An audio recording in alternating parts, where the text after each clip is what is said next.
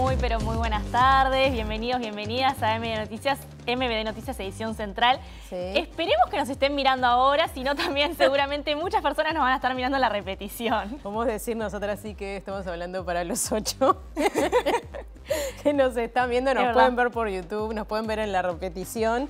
No está Martín Rodríguez porque tampoco nos está viendo. Porque está transmitiendo el partido Exacto. de Uruguay en las eliminatorias, el segundo partido, que bueno, hasta este momento está 1-1. 1-1, empatado en el entretiempo. Esperemos que la suerte vaya para la celeste. Es verdad, como siempre queremos. Pero hay muchos temas en el informativo de hoy, si te parece comenzamos. Sí. Se declaró desierta la licitación para la elección de un socio privado para el comercio de Portland, de Portland con ANCAP, luego de que no se recibiera ninguna oferta. El presidente de ANCAP y el ministro de Industria lamentaron el hecho y anunciaron que se manejan 3 líneas de acción. Capitalizar Cementos del Plata con un costo de 33 millones de dólares, explorar la posibilidad de realizar contrataciones directas e impulsar la reestructuración del negocio con incentivos y reducción de costos. El director del ente por el Frente Amplio dijo que esta decisión debería haberse tratado con todo el directorio y lo entiende como un avasallamiento. En tanto, la Federación de Funcionarios de ANCAP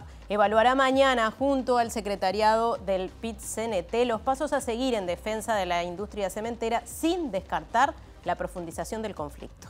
Nati, este fue uno de los temas del día, pero tenemos más. Tenemos más. Repasamos titulares. La justicia dispuso que se realice el peritaje del chat en poder de Fiscalía sobre el caso Penades tras el pedido de la defensa de Sebastián Mauvesin. El senador dijo que los chats son falsos. La educación secundaria tiene más de 272.000 estudiantes en todas sus propuestas y la UTU tiene más de 85.000 según el Monitor Educativo Liceal. Un tribunal de apelaciones desestimó el pedido de acceso a la información pública presentado por el Proyecto Cruzar para obtener un documento sobre detenidos desaparecidos elaborado en 2005. La organización Nada Crece a la Sombra cuestionó la sentencia que determina que en 5 meses debe bajar radicalmente el hacinamiento en la cárcel de mujeres porque es peligroso hacer traslados sin las evaluaciones necesarias. El senador Sergio Botana dijo que a la Comisión Técnico Mixta de Salto Grande le faltó sensibilidad en el manejo de los recursos públicos y aseguró que las críticas del director del Servicio Civil, Conrado Ramos, a las intendencias por el ingreso de funcionarios son un disparate. Familias de niños, niñas y adolescentes diabéticos cuestionan reglamentación del Codicen que establece que si necesitan inyectarse insulina en centros educativos, deben hacerlo acompañados por adultos referentes. Uruguay suscribió junto a Paraguay, Brasil y Bolivia una condena al gobierno argentino por el cobro de peaje en la hidrovía Paraná-Paraguay. El Poder Ejecutivo extendió por 6 meses más la rebaja de 9 puntos de IVA a turistas residentes y no residentes para estimular la actividad turística en el país. Más de 170 economistas difundieron un documento alertando sobre los peligros de la dolarización, una de las principales propuestas promovidas por el candidato libertario argentino Javier Milei. El Ministerio Público de Guatemala abrió cajas con votos de los comicios pese al rechazo del Tribunal Supremo Electoral en busca de irregularidades en el movimiento Semilla del presidente electo Bernardo Arévalo. Más de 5.000 personas murieron y unas 10.000 se encuentran desaparecidas en Libia tras el paso del huracán Daniel, que rompió presas e inundó ciudades.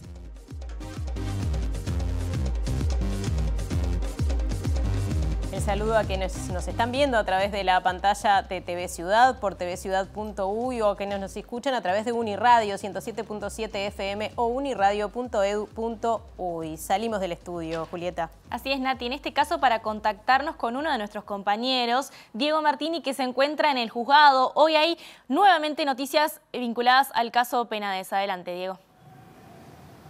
Hola Juli, hola Nati, buenas tardes para todas y todas. Así es, nos encontramos en el juzgado de la calle Juan Carlos Gómez, donde hoy se realizó una nueva audiencia por el caso Penades. En este caso, una audiencia pedida por la defensa de uno de los imputados. Hablamos de Fernández Lequini, doctor de Sebastián Mauvesin, el docente de historia señalado como reclutador, para pedir que se avance en el peritaje de unos chats, una prueba que en algún momento surgió, que está dentro de la carpeta fiscal, que ellos consideran que son falsos. Esto ya había sido solicitado por la Fiscalía, o sea que hoy la Fiscalía lo que trajo es, bueno, cómo viene esa investigación, porque esa investigación requiere también ese peritaje de un pedido que se hizo a Meta, la empresa propietaria de la empresa Instagram, donde se dan estas capturas de chat. Así que, bueno, la Fiscalía obviamente no se opuso a este peritaje, la defensa de las víctimas tampoco, y lo que se hizo fue mostrar el avance que se viene dando. Penades también habló y dijo, bueno, que estos chats eran falsos y recalcó que era inocente.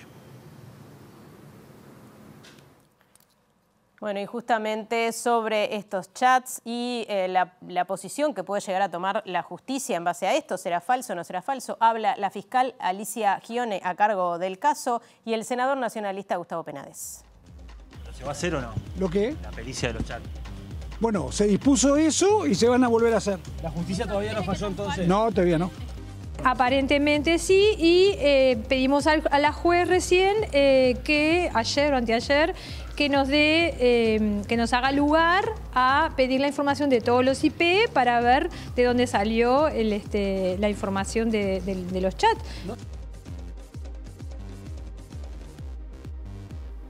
Comenzamos con el desarrollo informativo, con el tema que adelantábamos al inicio del informativo. ANCAP no recibió ofertas de privados para asociarse en el negocio de Portland. Las autoridades del ente señalaron que la noticia es muy triste para ANCAP y presentaron 3 acciones para mitigar las pérdidas que aseguran acumulan más de 25 millones de dólares en el último año. La primera conclusión que sale del resultado del día de hoy es que claramente, muy claramente, el negocio del cemento Portland de ANCAP no resultó atractivo para nadie. Tenemos que tomar 3 líneas de acción. Vamos a tomar 3 líneas de acción. La primera, tenemos que capitalizar Cementos del Plata. Lo vamos a hacer con una deuda que se originó en el año 2012 para la construcción de la planta 33. Esa capitalización es una capitalización de 33 millones de dólares.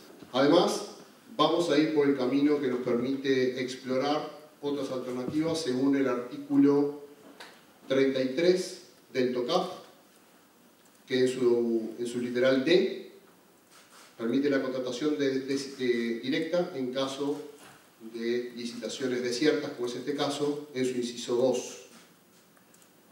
Y finalmente, la medida de fondo que vamos a hacer en el mientras tanto es vamos a impulsar una profunda reestructuración del negocio con estrategias industriales diferentes para las 2 plantas de ANCAP, tanto desde el punto de vista operativo como desde el punto de vista societal. Disponemos de un plan de incentivos que vamos a analizar y vamos a adecuar a la nueva realidad y vamos a ofrecer la posibilidad a los funcionarios y a los trabajadores que tengan certeza en su futuro mediante este plan de incentivos. Bueno, también se refirió al tema el ministro de Industria, Omar Paganini, quien dijo que es una muy mala noticia para ANCAP que no haya recibido ofertas para la asociación con privados en el negocio del Portland. Y sostuvo Nati que los precios del combustible aguantarán igualmente la pérdida del Portland. Lamentablemente no se recibieron ofertas para asociar la división Portland con un privado, no hubo interesados. Y para nosotros esto es una muy mala noticia porque tenemos un problema inevitable e ineludible con el Portland, que es que pierde dinero de forma sistemática hace más de 20 años y va a seguir perdiendo dinero. Cuando uno dice que una división de ANCAP pierde dinero, lo que quiere decir es que cargan las otras divisiones con el problema. O sea que en el fondo lo que estamos diciendo es, en el precio de los combustibles estamos soportando este problema. Nosotros pensamos que esta era una solución válida, conseguir un socio que desarrollara un mercado regional, que trajera tecnología y capital. No se consiguió un socio, los terceros no resultaron interesados por esto, y entonces el problema es grande porque la solución esta es la solución viable. Presenta Antel Conecta 5G con Uruguay para que vos te conectes con el futuro. Bueno, nos vamos ya mismo al contacto con nuestro compañero Martín Duarte, que está allí en ANCAP, porque hay más voces de este que es el gran tema del día. Adelante, Martín. Así es, Natalia, Julieta, buenas noches para ustedes. Sí, porque ha generado repercusiones. De hecho, en el propio directorio de ANCAP, que como ustedes saben, tiene una representación por parte del Frente Amplio, en este caso de Vicente Iglesias, que es el director del Frente Amplio, que de alguna forma criticó esta mirada y esta conferencia que realizó el directorio, basándose en que la asociación con un privado privado es un tema más ideológico de fondo que realmente que las pérdidas que implica, o por lo menos la que ha manifestado el propio directorio del ente. Por otra parte, hizo hincapié al rol que jugó en este caso el sindicato de FANCAP y manifestó que se enteró de esta línea de acción. Decíamos en titulares que desde ANCAP se van a llevar adelante 3 líneas de acciones. Una de ellas va a ser apelar a lo que es el artículo 33 del TOCAF, que permitiría una contratación directa por parte de ANCAP a la hora de asociar un privado en el negocio del Portland. El director del Frente Amplio dijo que se enteró en la conferencia de prensa. Yo no comparto que el tema sindical haya influye, pero en realidad el que tenía la llave de poder solucionar esto, evidentemente era la mayoría del directorio, ¿no? Iglesia, ¿cómo ve esa línea de exploración que marcó el directorio de a través del TOCAF, explorar una contratación directa? Mire, yo lo que le voy a decir es lo siguiente, y me acabo de enterar acá, y eso es un avasallamiento del órgano de directorio. Eso debería haber sido tratado previamente, aunque sea conversado dentro del seno del directorio, y cada uno tomar su posición. Eso no está bien. Yo soy partidario de mantener todas las fuentes de producción de Portland. Yo soy partidario de mantener el trabajo en 33, de mantener el trabajo en Minas, de mantener el trabajo en Paysandú. No soy partidario del cierre, Lo que explicaba recién Stepanisic es que no se puede llegar a esos lugares si no se tiene un socio efectivamente tenga llegada. ¿Usted cree que hay otra forma de llegar a eso? Eso es un tema ideológico. ¿No? Si estamos hablando de que dicen lo que dicen, bueno, eso es un tema ideológico. Yo tengo una misión marcada por la ley y mi misión es llevarla adelante. No le entiendo cuál dice usted que es un tema ideológico, tener o no tener un socio. Seguro, porque parece que la única solución es tener un socio, no es la única solución. Esa era la palabra de Vicente Iglesias, director por parte del Frente Amplio en ANCAP. Para la jornada de mañana, sobre el mediodía de mañana, 12:30, está prevista una conferencia de prensa del sindicato de FANCAP en conjunto con el PIT-CNT para manifestarse en torno a lo que ocurrió en esta jornada aquí en el edificio, el hecho de no haberse presentado ninguna oferta. Pero el tema FANCAP estuvo presente en la conferencia que dio los representantes del directorio en la jornada de hoy, que fueron bastante críticos. El presidente de ANCAP, de hecho, habló de la irresponsabilidad en torno a cómo se ha manifestado el gremio y de alguna forma asociando el hecho de que no se haya presentado ninguna oferta por la postura que asumió el gremio. También confirmó en conferencia de prensa acerca de lo que está, la serie de movilizaciones que están realizando y el trabajar no realizando horas extras en lo que es el trabajo que se está haciendo en la planta de La Teja, que podría aplicar el decreto de esencialidad si corriera peligro justamente el suministro para el país. Para exigir algo o para opinar se necesita autoridad moral, legitimidad y competencia. Y un sindicato que no puede manejar sus finanzas no le puede venir a decir a ANCAP cómo se maneja un negocio o cómo se hacen inversiones. Hay que ser muy responsable en el manejo de los números. Y FANCAP, en su afán de negarse ideológicamente a una decisión con total falta de prurito y con total adecuación al rol que tiene que tener un sindicato, ha tergiversado los números de tal manera que ha instalado un relato del cual ahora quiero saber cómo pueden salir. A este directorio se le acabó la paciencia de discutir con un sindicato que es irresponsable, que ha causado daños muy serios a ANCAP y que sigue causando daños. Al respecto de las tareas de mantenimiento que se vienen llevando adelante en la refinería de La Teja y la postura de FANCAP de no realizar horas extras, el presidente de ANCAP adelantó que recurrirá al decreto de esencialidad si se afectan los suministros. Vamos a recurrir a la esencialidad si se afecta el suministro en este país. Vamos a solicitar, es la primera vez que ustedes lo escuchan decir de mi boca, pero es la primera vez que lo tengo que decir con firmeza. Vamos a recurrir a los decretos de esencialidad si se afecta el abastecimiento de este país. Porque lo esencial es el abastecimiento, no la producción. Presentó Antel Conecta 5G con Uruguay para que vos te conectes con el futuro. Cambiamos de tema ahora con una de las cosas que también adelantamos al principio en el móvil de Diego Martini. Jonathan Mastropierro, uno de los denunciantes en la causa que investiga a Gustavo Penades, recibió una oferta de $10.000 a cambio de retractarse de su declaración y decir que había una trama en contra de Penades. Explicó a MBD Noticias que informó a la Fiscalía de esa oferta, pero que no hizo la denuncia formal porque no tiene pruebas. ¿Por qué yo no hice la denuncia? Bueno, porque no tengo ningún elemento más que la llamada que entró a mi teléfono de un número oculto, que, bueno, me llamaron hace unos minutos, también hace menos de una hora atrás, 2 veces, tal como te lo mostré. No hice denuncia, primero porque de nada sirve hacer la denuncia en este momento. Se me hizo un ofrecimiento de $10.000 para que, y no es para silencio. Esto fue a posterior, yo declaré, y la idea de que era, si me daban este dinero, si yo me retractaba y decía como que había una teoría, una trama en contra de Penades, y bueno, me daban eso si yo me retractaba y pedía disculpas y demás, porque estaba dañando supuestamente a un prestigioso senador, cosa que no accedí. Fue después de la declaración mía que se contactaron, y la persona que lo hizo, no sé quién es, pero porque no soy ignorante, entonces escuchando a la persona y en los términos que me hablaba, usaba un lenguaje técnico propio de un abogado, y bueno, textualmente me decía, mirá, pendejo, me dice, no sé qué, pensalo, si querés plata tenés que pedirla, no sé qué, no sé cuánto, porque no es que me hayan dicho, son $10.000, me digo, ¿qué querés, $10.000? Se te dan $10.000, pero no rompas las pelotas, que estás dañando a una persona que tiene prestigio. No soy la única persona a la que se le ha intentado sobornar, o sea, hay personas a las que sí se le ha dado plata, que Fiscalía tiene conocimiento de esas cosas, que le han dado teléfonos celulares de última generación. Inmediatamente Penades me empezó a difamar. Yo fui y realicé la denuncia.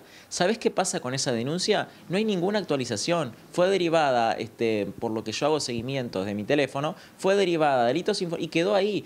Mastropierro también se refirió al proceso que se está llevando adelante en la justicia. La reserva que estableció la justicia no es definitiva, sino que es mientras dure el proceso, porque, a ver, si no hay reserva, por supuesto pueden seguir intentando sobornar, pueden amenazar, como ya lo hicieron, diciéndole a las madres de las víctimas que van a perder la patria potestad porque se estaban prostituyendo. Digo, es mucha cosa. Yo creo que la justicia está dando garantías tanto para estas personas, Mauvecini y Penades, tanto como para las víctimas.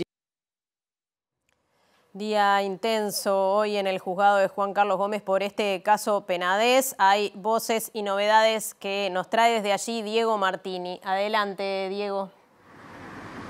Así es, compañera. Bueno, para ir resumiendo lo que pasó a lo largo de la jornada de hoy, fue una audiencia solicitada por la defensa de Sebastián Mauvecini, precisamente por el doctor Fernández Lecchini, pedida para ver qué avance había y para ver si se estaba realizando un peritaje que habían solicitado sobre unos chats que se habían difundido el 30 de abril, en donde en una captura de un chat de Instagram, su cliente Sebastián Mauvecini le ofrecía a un joven de 14 años, bueno, o le decía que lo iban a pasar a buscar, un tal Gustavo, en un auto gris. Eso también la fiscal había pedido que se realizara un peritaje y había pedido información a Meta, la empresa propietaria de Instagram y Facebook, que es la que tenía obviamente la posibilidad de brindar más información. Este pedido se había hecho ya hace un tiempo por parte de la Fiscalía y la fiscal aseguró que tuvo respuesta obviamente de Meta y que seguramente esa respuesta se termine dando, pero todavía esto está en proceso. Igualmente hoy se generó una instancia donde se discutió obviamente este peritaje, más que nada entre comillas se discutió porque por parte de la defensa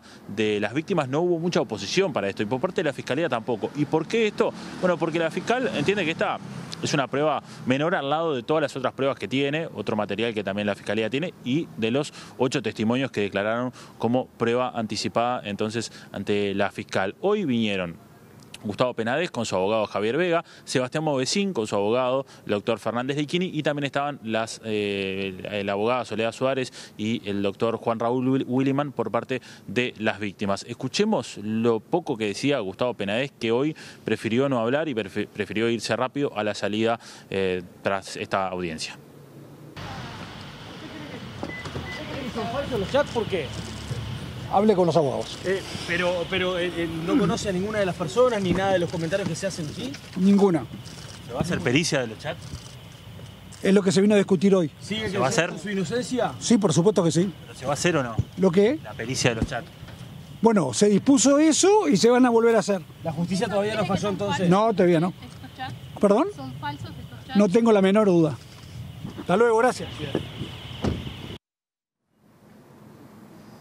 Bien, a Penades, en comparación con otras oportunidades, hoy se lo notaba bastante molesto, no dispuesto a hablar. De hecho, su abogado tampoco habló y dijo que no iba a brindar declaraciones. Y de hecho, el doctor Fernández Leiquín y Sebastián Maubecín solicitaron irse por la puerta de atrás de acá, del juzgado de la calle Juan Carlos Gómez, donde no estaban los periodistas. Así que se fueron, obviamente, sin hacer declaraciones. La que sí salió por el frente y dio declaraciones fue la fiscal del caso, Alicia Scione, quien obviamente manifestó esto que decíamos, que estas pruebas que están presentadas se realizó el peritaje, se realizó el pedido del peritaje y que eso está en proceso, pero que la fiscal no tiene ninguna oposición a que obviamente esto avance porque ella tiene otras pruebas que también son contundentes.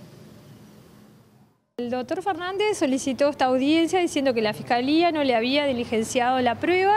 La Fiscalía ya trajo documentado toda la prueba que diligenció. Se lo habíamos dicho verbalmente al doctor, estábamos esperando la respuesta de Instagram, porque cuando uno pide un perfil a Instagram, como ustedes saben, la empresa administradora es Meta. Primero, si quieren, contesta, y si quieren no, porque no es una empresa acá uruguaya que nosotros podemos obligar a que nos dé la respuesta para una investigación penal.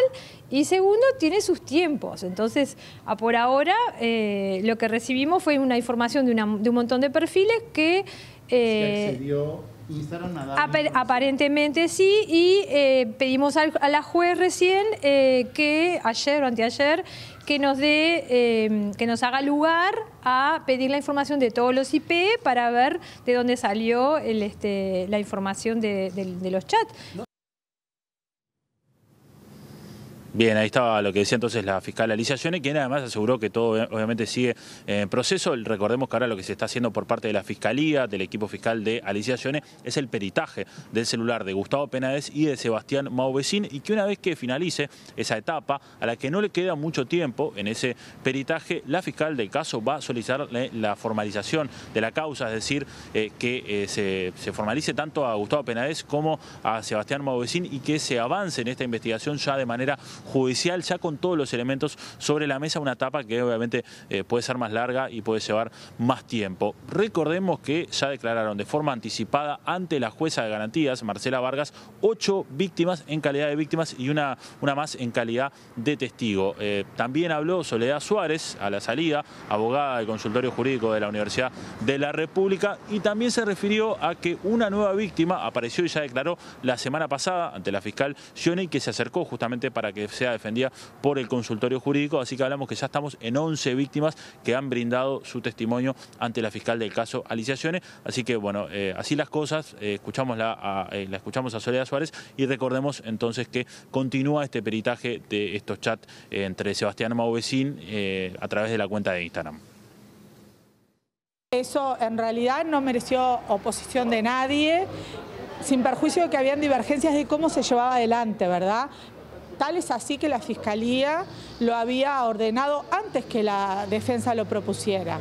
O sea que en eso, más allá de que se pulieron posiciones de cómo se implementaba, no hubo grandes problemas. Doctora, ¿aparecieron más víctimas que fueron al consultorio a acercarse? Ustedes saben que hay una nueva víctima, ¿verdad? ¿Y fue al consultorio? Bueno, ¿dónde nosotros nos encontramos? Eso no viene al caso, pero sí la estamos patrocinando, la está defendiendo el consultorio. Nuestro grupo, ustedes saben que está a cargo del doctor Juan Raúl Willemman. ¿La denuncia de esta nueva víctima es el mismo tenor que el resto de las víctimas? Sí, por decirlo de manera general, corresponde a las mismas características. ¿Se puede llegar a dar una declaración anticipada también? Bueno, sería el camino lógico. Lo que no tiene por qué ser es en forma inmediata. Todo esto... La primera vez que una persona habla ante un fiscal genera, toda una cuestión emocional, hay que darle sus tiempos. Bien, cambiamos de tema, aunque seguimos en el ámbito judicial. Un tribunal de apelaciones desestimó el pedido de acceso a la información pública presentado por el proyecto Cruzar para obtener un documento sobre detenidos desaparecidos elaborado por los generales Carlos Díaz y Pedro Barneix en el año 2005. Según este tribunal, no hay certeza de que el Ministerio de Defensa tenga una copia de ese informe.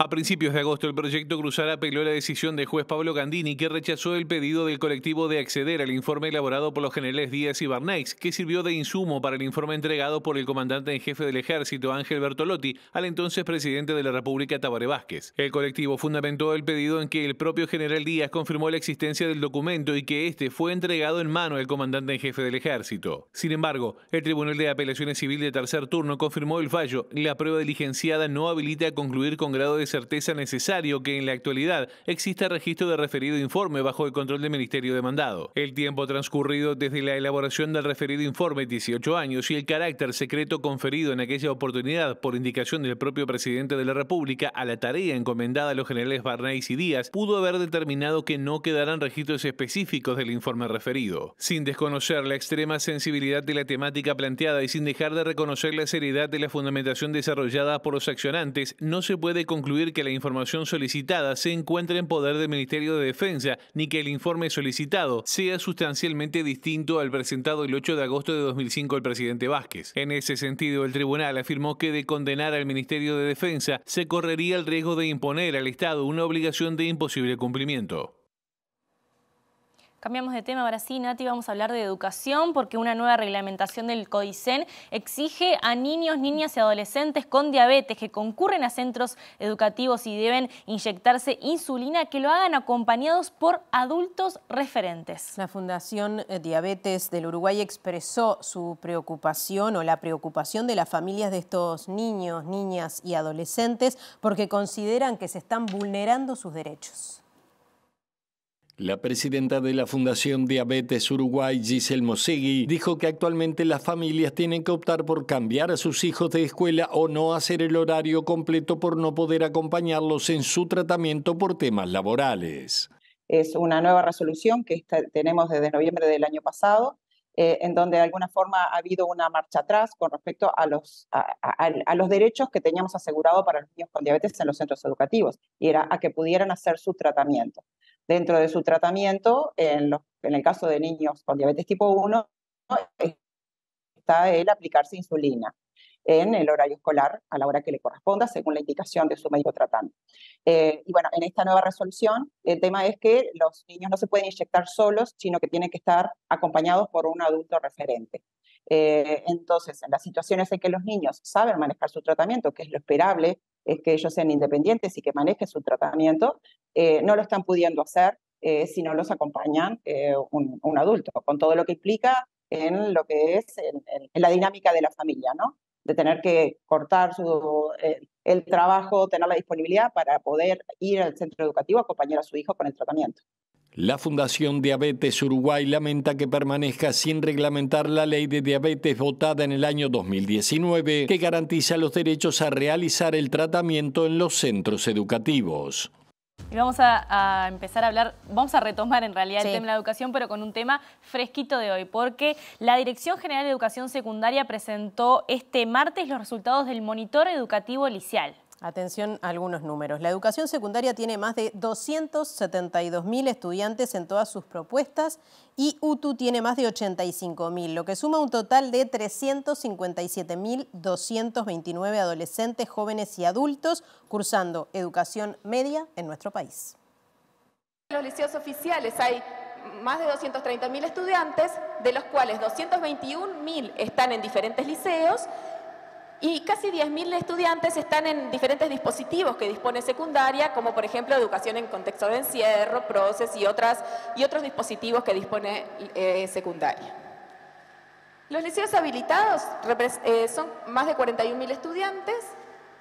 La UTU en oficiales tiene casi 84.000 y en centros habilitados, tiene 1.100 estudiantes.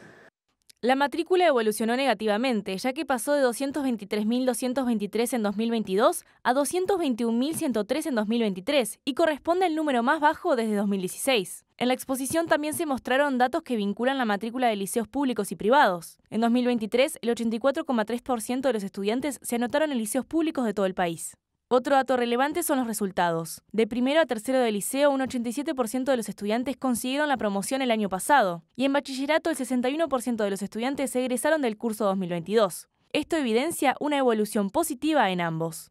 Es importante también analizar esto en vinculación con la vulnerabilidad, ya que aquellos estudiantes más vulnerados egresan menos y se desvinculan más que quienes tienen mejores condiciones. Como podemos ver, el Uruguay, al norte del país, casi todos los departamentos quedaron con alta vulnerabilidad, y solamente el departamento de Salto quedó con muy alta vulnerabilidad. Los 3 departamentos pintados en amarillo son los que quedan con vulnerabilidad media.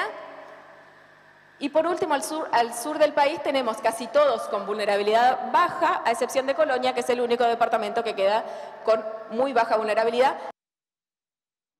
Seguimos en tema porque a partir de estos datos, Robert Silva, presidente del CODICEN de la ANEP, señaló que secundaria demostró que se está mejorando en todo. Él y Jennifer Cherro, que es la directora general de secundaria, concordaron en que las modificaciones de los reglamentos que habilitan a los estudiantes a promocionar el año, a egresar con más materias pendientes, fue una política exitosa.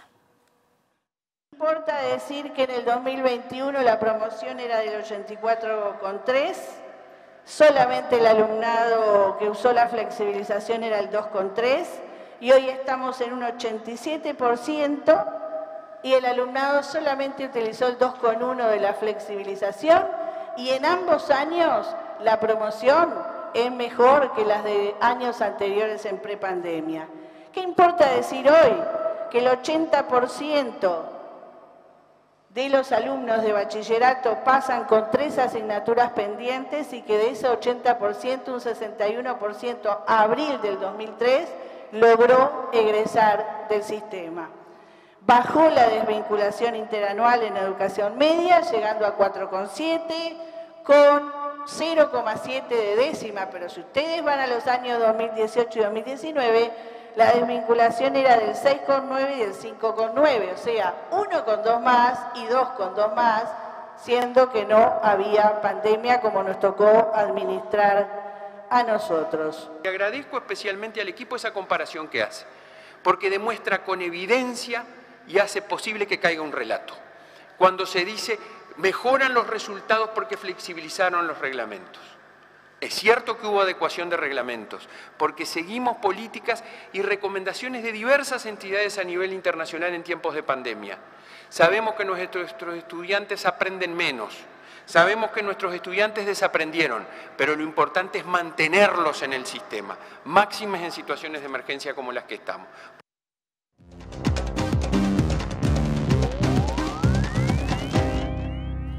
Hoy es martes y como seguramente estaban esperando, vamos a recibir a Germán de Agosto para hablar de economía. ¿Cómo estás, Ger? ¿Cómo andás, Julito? ¿Bien? Muy bien. Hoy venís con un tema que para mí, no me quiero adelantar, pero me parece que va a ser una de mis columnas favoritas del año. Muy interesante, me parece. Mucha presión, pero no pongamos expectativas. Pero básicamente lo que vamos a hablar es de una de las propuestas en particular de Javier Milei.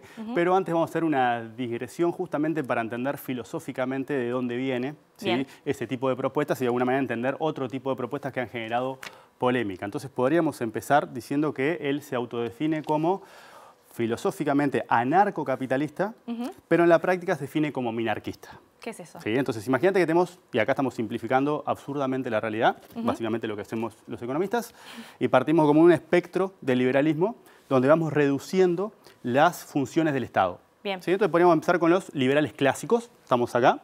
¿Sí? Un liberal clásico entiende obviamente que el mercado es el mejor asignador de recursos, el mejor mecanismo que tenemos para asignar los recursos escasos en una economía para los fines múltiples que tenemos, pero igualmente da lugar a la intervención del Estado, por ejemplo, en educación, por ejemplo, en infraestructura, o por ejemplo, para subsanar las fallas del mercado. ¿Sí? Entonces, ahí empezamos con el liberalismo clásico. Nos movemos un poquito más en nuestro espectro, es decir, vamos reduciendo el peso del Estado, y ahí aparecen los minarquistas.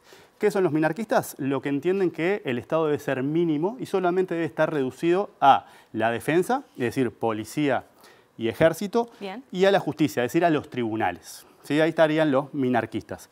Y avanzamos un poquito más en nuestro espectro, es decir, vamos reduciendo todavía más hacia el Estado nulo. Bien. ¿Sí? Y ahí es donde aparecen los anarcocapitalistas, donde efectivamente no hay ningún tipo de función para el Estado. Javier Milei es filosóficamente lo que está más hacia el borde, pero en la práctica algo de Estado tiene que haber, digamos. Porque hoy por hoy la tecnología, según él entiende, no es suficiente como para poder efectivamente delegar algunas tareas por fuera de la órbita del Estado. Entonces, aspiracionalmente tiende hacia un Estado nulo. Habla muchísimo de esto él.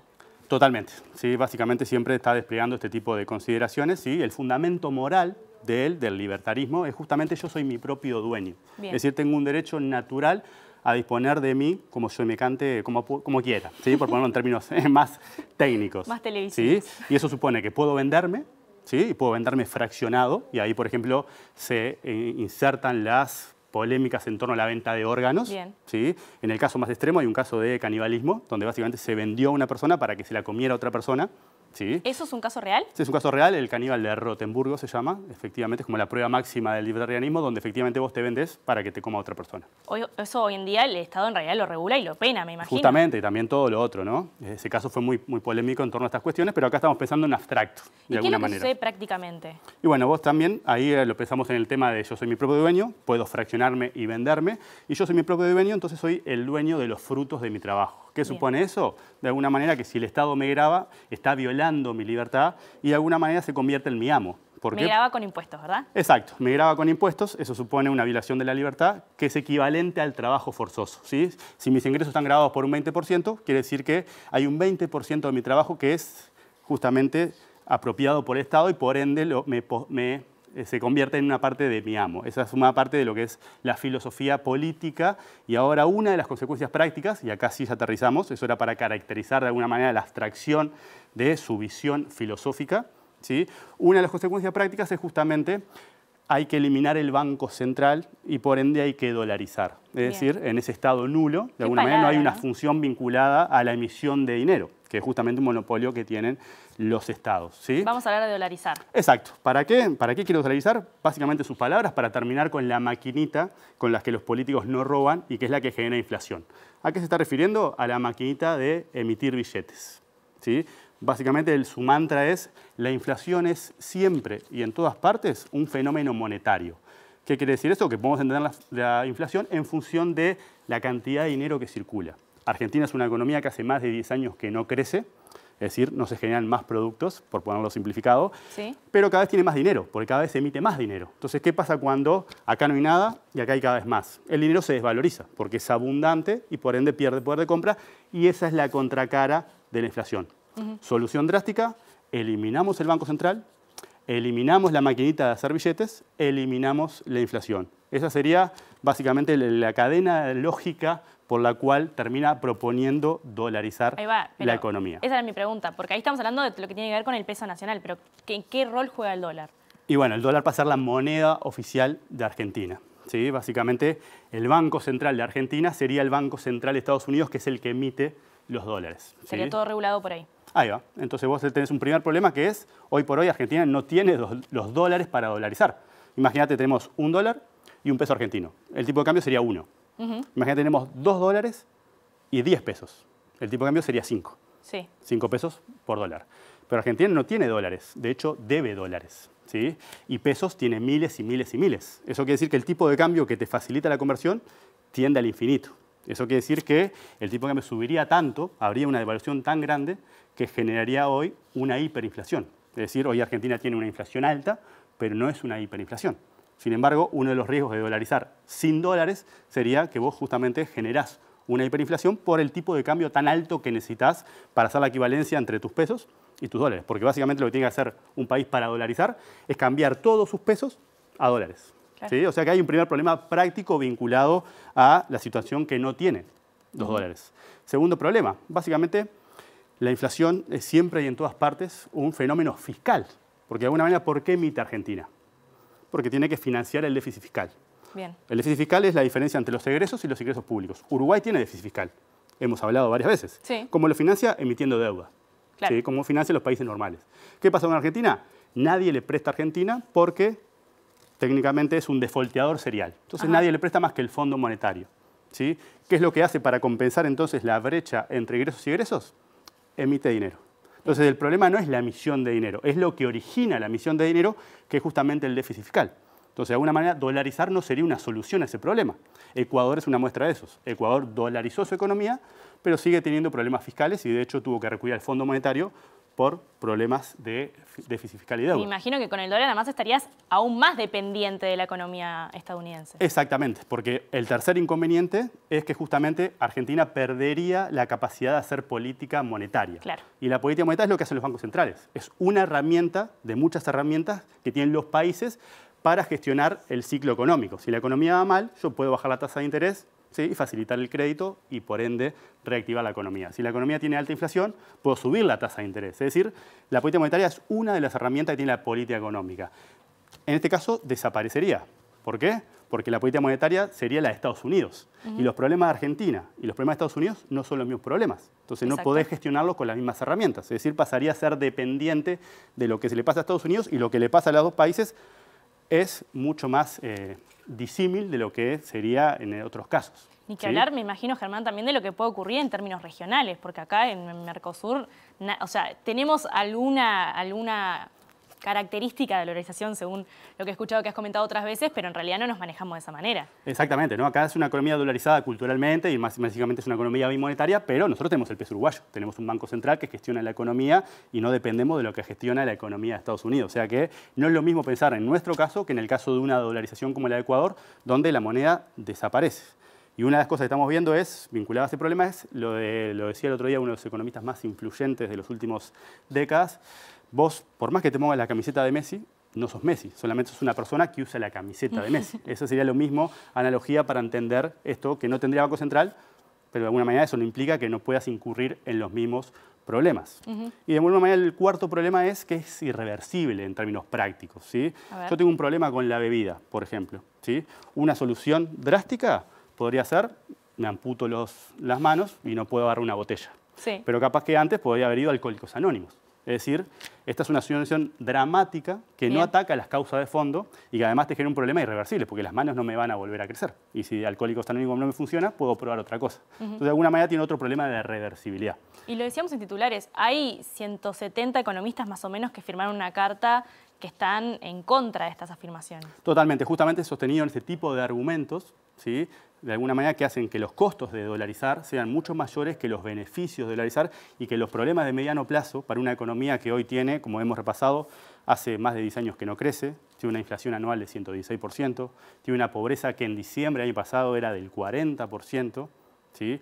Tiene un conjunto amplio de tipos de cambio distintos y tiene un conjunto de problemas que viene arrastrando. Entonces, lo que menos se necesita una economía con esas características es incurrir en un experimento que ellos entienden que es un espejismo, de alguna manera por todos estos puntos que hemos ido repasando en torno a los problemas que tendría dolarizar la economía. Esto es un poco, de alguna manera lo podríamos resumir con, si Argentina hace todo lo que tiene que hacer para dolarizar, la dolarización no sería necesaria.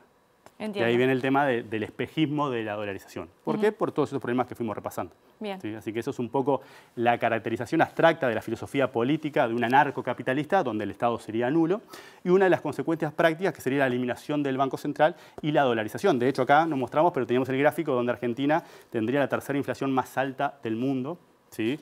Y básicamente estaría atrás de Zimbabue y atrás de Venezuela. Tremendo. Y el riesgo ante una dolarización sería que ese 141% de inflación, que es la proyección para este año, sea mucho mayor porque justamente el tipo de cambio que necesitarías para dolarizar supondría una devaluación muy importante y una devaluación muy importante supondría un aumento muy relevante en la inflación, donde pasa a tener un proceso hiperinflacionario como el que tuvo Venezuela hace unos años. Entonces, ¿el economista Germán de Agosto también firma la carta? Yo firmaría, sí.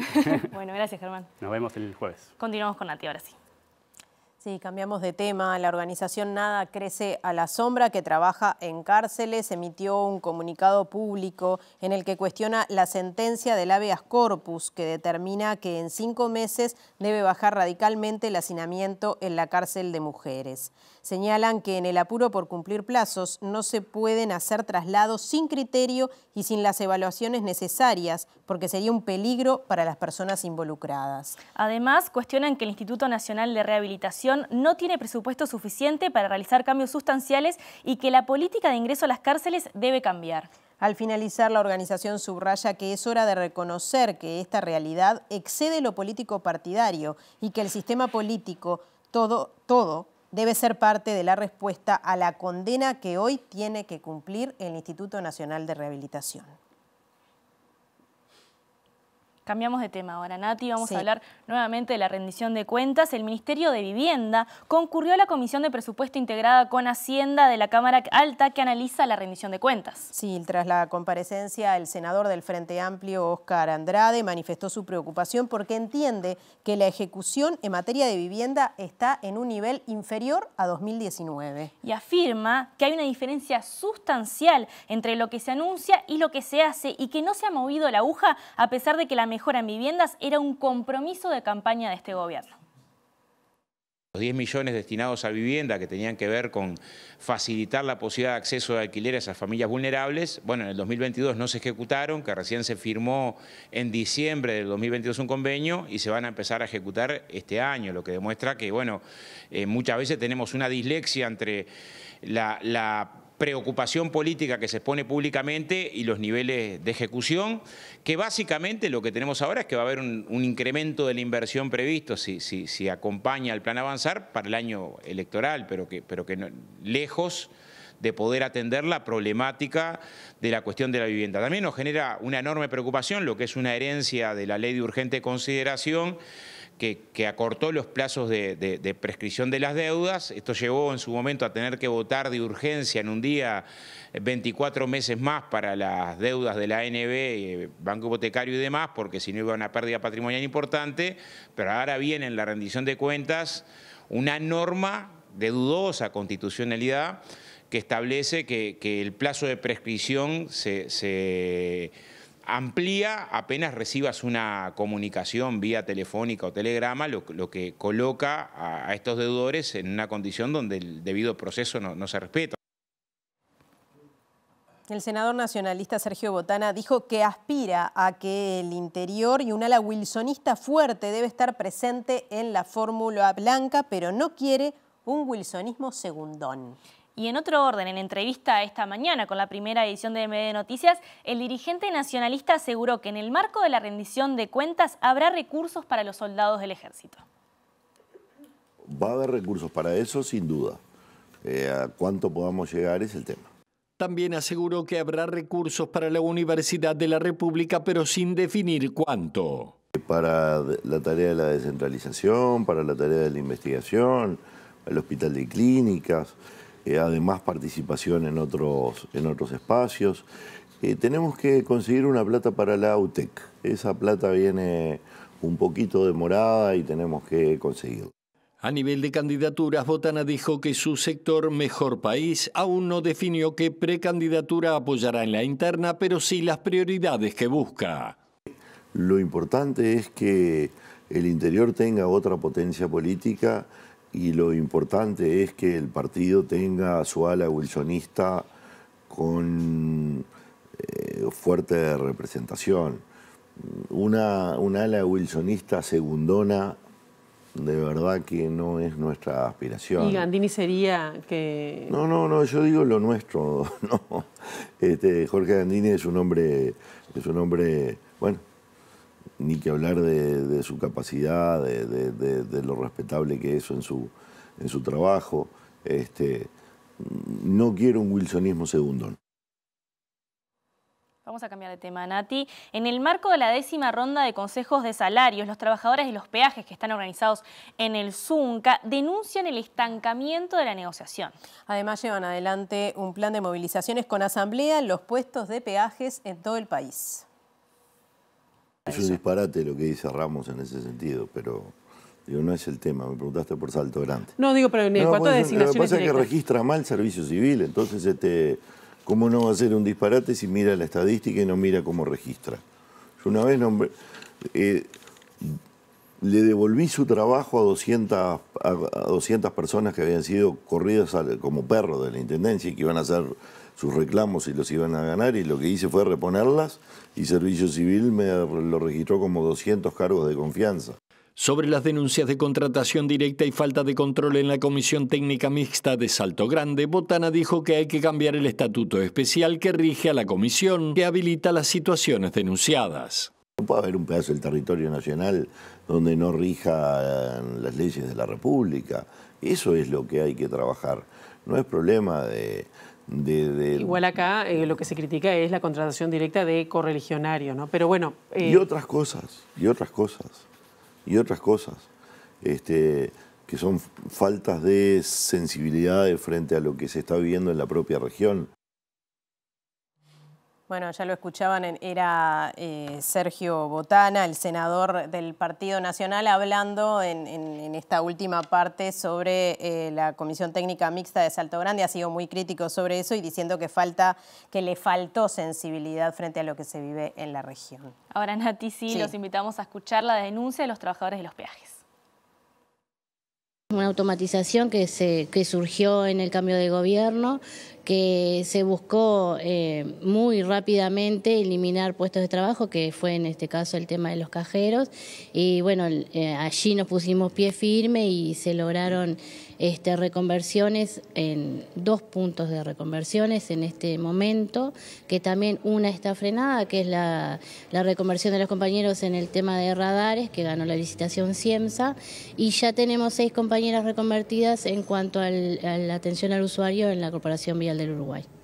Desde el comienzo de este periodo de gobierno está en marcha la automatización de los peajes que redujo de 500 a 241 los puestos laborales. Según los trabajadores, esto afectó la atención de los usuarios. Claramente este proceso de automatización no ha generado mejores condiciones de trabajo, no ha generado mejores condiciones de atención a los usuarios y también no se han resuelto dificultades que tienen que ver con los ingresos también, en definitiva, a los efectos de la recaudación. Y por lo tanto, de no tener convenio colectivo, de que en definitiva se desregule un sector tan particular, también genera perjuicios para la atención al usuario. Presenta Mercado Agrícola de Montevideo, en el corazón de un barrio donde late la ciudad. Mercado de Historias. Mercado de Historia.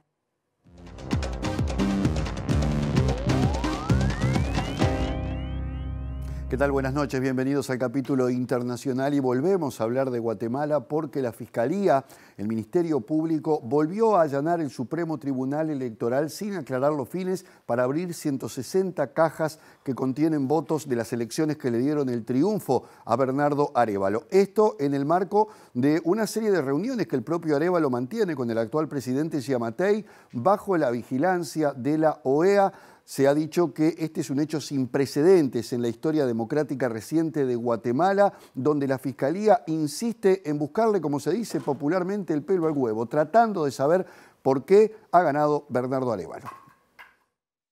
La decisión sin antecedentes en la historia de las elecciones democráticas desde 1986 es parte de un allanamiento realizado por la Fiscalía debido a un caso del cual no se han divulgado datos oficiales y el Tribunal Supremo Electoral indicó públicamente que se negó a abrir las cajas al señalar que de acuerdo a la ley solo le corresponde a dicha entidad y órganos electorales la revisión de votos, pero pese a ello los fiscales del Ministerio Público avanzaron en su procedimiento judicial. El allanamiento es el tercero que realiza la Fiscalía y Luis Gerardo Ramírez, jefe de comunicación del Tribunal Electoral, dijo a la prensa que esta diligencia se está llevando bajo estricta responsabilidad del Ministerio Público, entidad dirigida por la fiscal general Consuelo Porras, sancionada por Estados Unidos por corrupción desde el 12 de julio, cuando inició una investigación contra el movimiento Semilla, partido del presidente electo Bernardo Arévalo de León. De acuerdo con el también cuestionado fiscal Rafael Curruchiche, encargado de la diligencia de este martes, el allanamiento es parte de una investigación por supuestas anomalías en las elecciones del 25 de junio. Este lunes, durante una reunión de transición con el actual gobierno dirigido por Alejandro Giammattei y supervisada por el secretario general de la OEA, Luis Almagro, el nuevo presidente Arévalo de León hizo un llamado para que se detenga la judicialización contra las autoridades electas. Desde que Arévalo de León avanzó al balotaje por la presidencia, la Fiscalía ha intentado cancelar al partido Semilla por un caso de supuestas firmas falsas durante su proceso de creación en el año 2018. La tragedia se ha ensañado con Libia, un país que está dividido en dos por la guerra, por intereses geopolíticos que lo están despedazando desde hace muchísimo tiempo. Y como si esto fuera poco, el huracán Daniel ha provocado ya más de 5.000 muertos y 10.000 desaparecidos. por el momento, atacando sobre todo el noreste de ese país, pero también otras regiones, es decir, que las regiones que están bajo los dos gobiernos han sufrido el impacto de este huracán que ha provocado un verdadero desastre. El portavoz del Ministerio del Interior del Gobierno Paralelo del Este basado en Bengasi y apoyado por el Parlamento, Muhammad Abu Mojeh, advirtió de que las cifras podrían seguir aumentando en las próximas horas, mientras continúan las tareas de rescate complicadas por el difícil acceso a esa zona montañosa y los cortes en las telecomunicaciones. Su homólogo de Gobierno de Unidad Nacional con sede en Trípoli y reconocido por la comunidad internacional, Tarek Al-Jarraj, reveló por su parte que 1.300 cuerpos han sido ya identificados y enterrados, mientras familias enteras se encuentran en paradero desconocido como consecuencia de las lluvias torrenciales, lo que dificulta las labores de reconocimiento. En Derna, la cuarta ciudad más grande con 120.000 habitantes, 2 presas colapsaron vertiendo más de 33 millones de litros de agua que desembocaron en el centro de la capital y arrastraron zonas residenciales, puentes y carreteras a su paso, mientras decenas de localidades y pueblos continúan sumergidos por las inundaciones. Tras azotar Grecia y Turquía, el ciclón Daniel fue degradado a tormenta subtropical el 9 de septiembre y comenzó a debilitarse este lunes cuando se dirigía hacia Egipto, según un informe del Centro Meteorológico Regional Árabe. Y la desgracia parece haberse ensañado con el norte de África porque sigue la búsqueda a contrarreloj de sobrevivientes del terremoto en Marruecos. Pero también se ha revelado otro problema geopolítico en esta búsqueda porque Marruecos ha rechazado la ayuda que le ha ofrecido Francia y otros países y solamente ha aceptado la de España, Emiratos Árabes y Qatar. Esto es porque existe una mala relación con Francia en este momento. En parte porque Marruecos estuvo espiando con el sistema Pegasus al presidente Emmanuel Macron y también Macron se ha mostrado reticente a aprobar del todo la predominancia o el gobierno de Marruecos sobre el Sahara Occidental. Las autoridades marroquíes sostienen que prefieren tener controlada la ayuda de forma que no suponga una oleada y argumentan que prefieren hacer primero una evaluación de la situación, ya que la falta de coordinación con la ayuda de otros países podría ser contraproducente. Sin embargo, mientras el número de fallecidos asciende a 2.862 y más de 2.500 personas han resultado heridas, analistas sostienen que las verdaderas razones están en el mal momento de las relaciones bilaterales con Francia. En un comunicado emitido el pasado domingo, Marruecos sostuvo que solo aceptaba la ayuda de sus aliados y que Francia no está entre sus países amigos a pesar de estar mejor preparados que otros. Entre otras diferencias, se destaca la denuncia del gobierno francés de que Rabat había espiado a Emmanuel Macron y a su ejecutivo con el programa Pegasus de origen israelí, por lo que París redujo a la mitad los visados expedidos a los marroquíes y el débil apoyo de Francia a la causa de Marruecos en el Sahara Occidental. Presentó Mercado Agrícola de Montevideo, en el corazón de un barrio donde late la ciudad. Mercado de Historias. Mercado de Historia.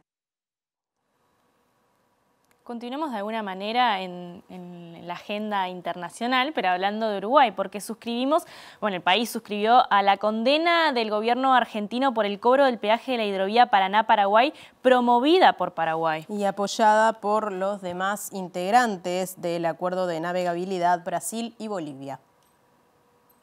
Los países firmantes lamentan las medidas argentinas porque restringen la navegación aplicando un peaje unilateral y arbitrariamente establecido al margen del Acuerdo de Santa Cruz de la Sierra, entre otras disposiciones internacionales. En este sentido, mencionan los reclamos realizados en los ámbitos formales de la hidrovía, pese a lo cual Argentina continúa impulsando medidas que en las últimas horas implicó el embargo de una barcaza paraguaya que se negaba a pagar peaje. Por la ubicación geográfica, el peaje afecta principalmente a Bolivia y Paraguay, países que carecen de litoral y que mediante la hidrovía logran una salida directa al Océano Atlántico. La declaración pide que Argentina suspenda el peaje y garantice la libertad de navegación y tránsito hasta que se resuelva la controversia en alusión al arbitraje internacional anunciado por el presidente paraguayo Santiago Peña el viernes 8 con el apoyo de Brasil, Bolivia y Uruguay. Argentina retomó el control soberano de la hidrovía en julio de 2021, luego que en 1995, durante el segundo mandato de Carlos Menem, se privatizó por 15 años el servicio portuario, concesión que en 2010 obtuvo una prórroga final de 10 años.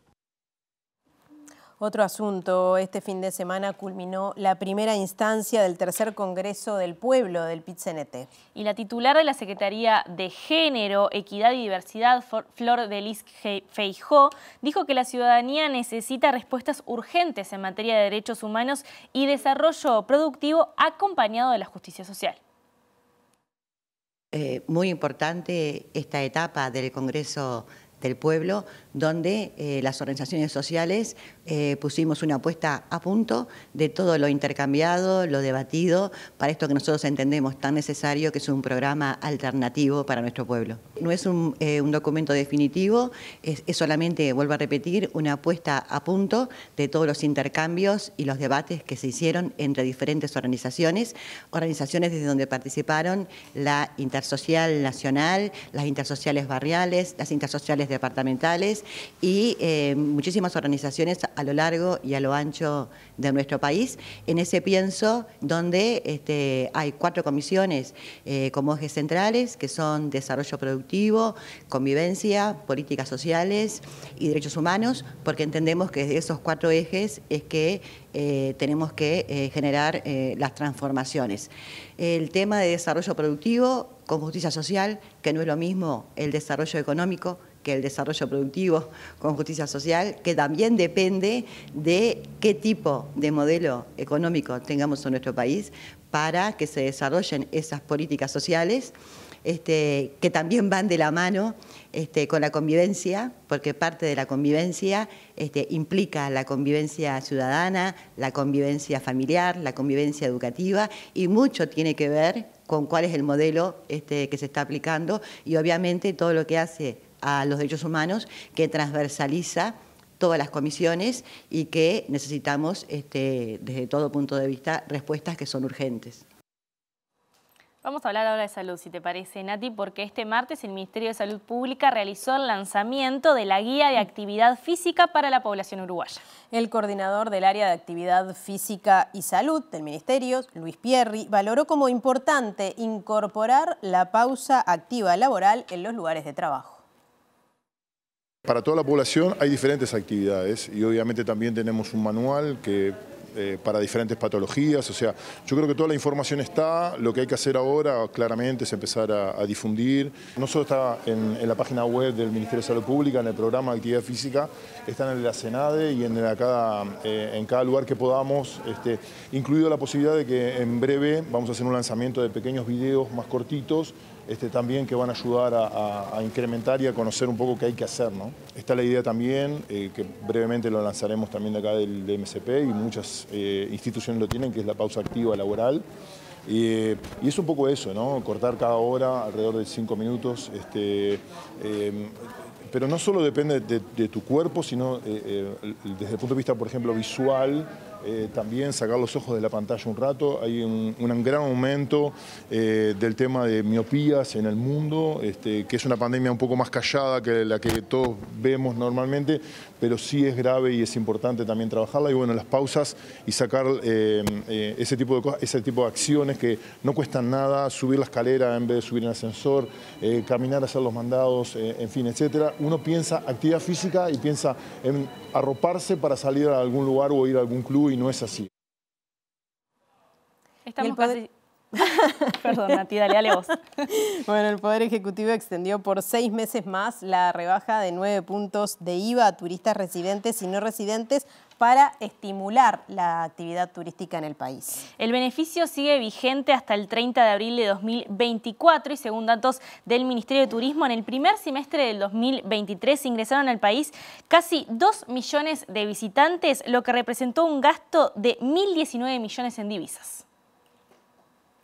La medida incluye el pago de servicios gastronómicos, el arrendamiento de vehículos sin chofer y los servicios de mediación en el arrendamiento de inmuebles con destino turístico. El beneficio se aplicará cuando el pago del servicio se realice mediante el uso de determinados medios de pago electrónico. La medida anunciada por el ministro de Turismo Tabaré Viera durante un almuerzo de ADM contempla parte del reclamo presentado por la Cámara de Turismo del Uruguay. La iniciativa se produce ante la coyuntura adversa dada la situación cambiaria en Argentina, que afecta las tarifas en dólares para los visitantes de ese país. Más allá de esto, operadores del sector dijeron a MBD Noticias que son optimistas de una buena temporada de sol y playa. Según informó el ministro Viera, en el primer semestre de 2023 ingresaron al país casi 2 millones de visitantes, lo que generó ingresos por 1.020 millones de dólares en divisas. Los visitantes argentinos fueron 991.300, casi la misma cifra que en 2019. Además, llegaron 261.580 turistas desde Brasil, un mercado que el Ministerio de Turismo ha trabajado para aumentar su llegada al país. Para este año se espera que siga creciendo la llegada de cruceros desde octubre a fines de abril, para lo que dispusieron obras en Punta del Este y Montevideo. La última temporada de cruceros se completó con 187 buques que dejaron ingresos por 16.340.000 dólares. El sector turístico representó el 8% del valor agregado del país. En 2022 significó el 7,3%.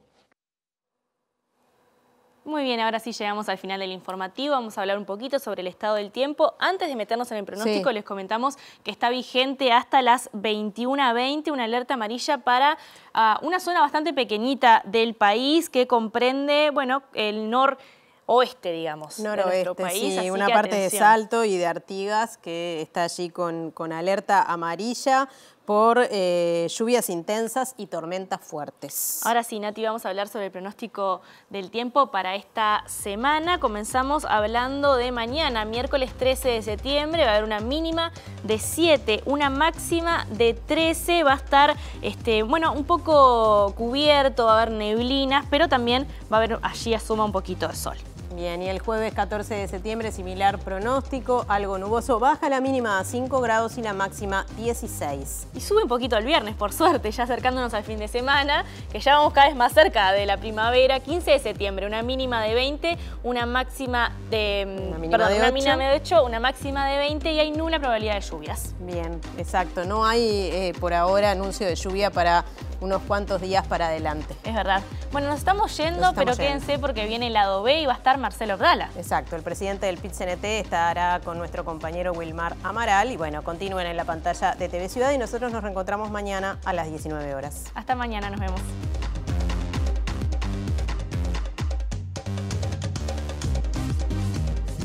Se declaró desierta la licitación para la elección de un socio privado para el comercio de Portland con ANCAP, luego de que no se recibiera ninguna oferta. Las autoridades lamentaron el hecho y el sindicato evaluó acciones.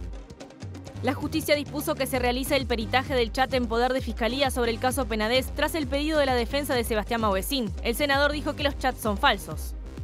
La educación secundaria tiene más de 272.000 estudiantes en todas sus propuestas y la UTU tiene más de 85.000 según el monitoreo educativo liceal. Un tribunal de apelaciones desestimó el pedido de acceso a la información pública presentado por el Proyecto Cruzar para obtener un documento sobre detenidos desaparecidos elaborado en 2005. La organización Nada Crece a la Sombra cuestionó la sentencia que determina que en 5 meses debe bajar radicalmente el hacinamiento en la cárcel de mujeres porque es peligroso hacer traslados sin las evaluaciones necesarias. El senador Sergio Botana dijo que a la Comisión Técnico Mixta de Salto Grande le faltó sensibilidad en el manejo de los recursos públicos y aseguró que las críticas del director del Servicio Civil, Conrado Ramos, a las intendencias por el ingreso de funcionarios son un disparate. Familias de niños, niñas y adolescentes diabéticos cuestionan reglamentación del Codicen que establece que si necesitan inyectarse insulina en centros educativos, deben hacerlo acompañados por adultos referentes. Uruguay suscribió junto a Paraguay, Brasil y Bolivia una condena al gobierno argentino por el cobro de peaje en la hidrovía Paraná-Paraguay. El Poder Ejecutivo extendió por 6 meses más la rebaja de 9 puntos de IVA a turistas residentes y no residentes para estimular la actividad turística en el país. Más de 170 economistas difundieron un documento alertando sobre los peligros de la dolarización, una de las principales propuestas promovidas por el candidato libertario argentino Javier Milei. El Ministerio Público de Guatemala abrió cajas con votos de los comicios pese al rechazo del Tribunal Supremo Electoral en busca de irregularidades en el movimiento Semilla del presidente electo Bernardo Arévalo. Más de 5.000 personas murieron y unas 10.000 se encuentran desaparecidas en Libia tras el paso del huracán Daniel, que rompió presas e inundó ciudades.